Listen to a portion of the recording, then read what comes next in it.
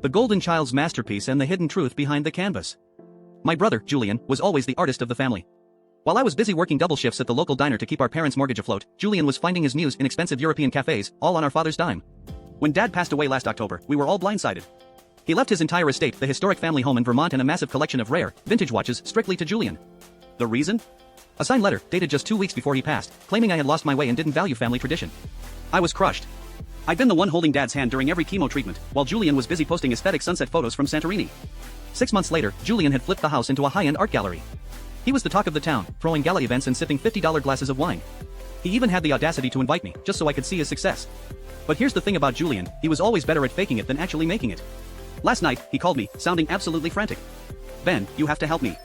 The gallery is being investigated. They're saying the provenance of Dad's watch collection is fraudulent." It turns out, in his rush to fund his lavish lifestyle, Julian had tried to sell the collection to a private buyer. But in his arrogance, he'd swapped the real vintage pieces for high-quality knockoffs he'd bought online, thinking no one would notice the difference.